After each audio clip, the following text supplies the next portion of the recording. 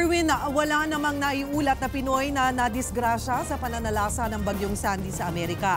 Kinumpirma po yan mismo ng Philippine Embassy sa Washington, D.C. at ng konsulada natin sa New York. Ang good news yan, partner. Sa puntong ito, makikibalita tayo sa latest sitwasyon doon sa Amerika.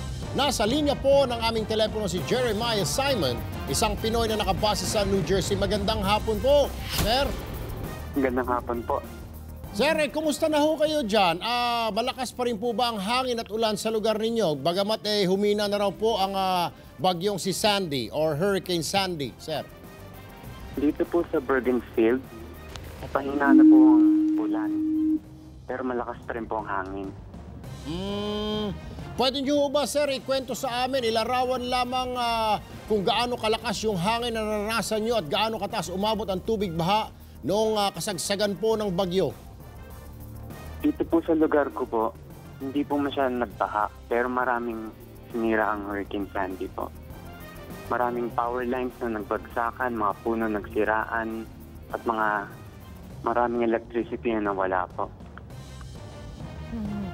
Nagkaroon ka ba ng pagkakataon din, Jeremiah, na makausap yung ilang mga kababayan natin dyan? May mga nabalitaan ka na ba na naapektuhan yung kanilang mga tirahan?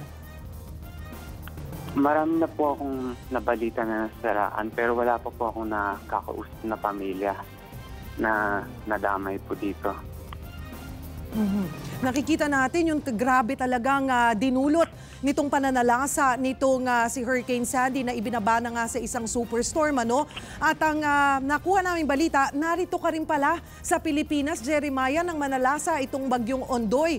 Paano mo maikukumpara itong bagyong Sandy sa Ondoy? Opo, nandun po ako nung nag-Ondoy po. Ang Ondoy po ay nasa gitna po ako ng hurricane po noon. So, inabutan ko po yung 10 feet na flood po na yan. Dito naman po sa Sandy, medyo nasa dulo-dulo na po ako. Pero kahit malayo po kami, nadamay pa rin po kami dito. Masasabi ko pong mas nahirapan po ako sa Ondoy, pero ang Sandy po, malakas pa rin po.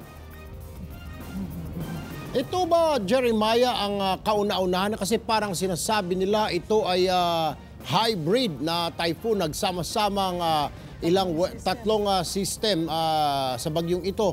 Parang ngayon lamang naranasan na rin ito yata ng mga, well, hindi raw sa century na ito, pero parang kakaiba raw itong bagyong ito. Maraming nga po na siraan po dito. At marami nawalan ng bahay po. Alright. Sige, may tatanong ka pa? I just hope that they're all safe, ano? At meron naman kayong sapat na supply ba ng tubig o pagkain o may kailangan ba kayong tulong? Jeremiah. Well, since maaga po kaming ni-notify ng government, call na state of emergency. Ni-notify na po kami mag-ready, bumili ng supply. Kasi mahirapan pong umabot po ditong tulong po kagad. So, karamihan po sa amin, nasa bahay lang po kami. Okay. Alright. Kayo ba ay may kuryente ngayon dyan? Opo, isa po kami sa mga siniwerit na may kuryente pa rin.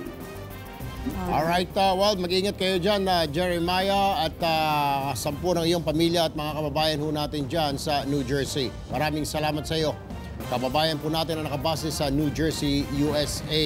Yan po si Mr. Jeremiah. Samantala, kapapasok lang po na balita, isang dike ang bumigay sa northern New Jersey dahilan pa rin sa bagyong Sandy. Dahil dito, 3 bayan sa nasabing US state ang pinasok ng bahang, aabot na hanggang 5 talampakan. Sa ngayon, wala pang nitatanang patay o sugatan sa insidente pero simula na ang rescue operation sa mga apektadong komunidad.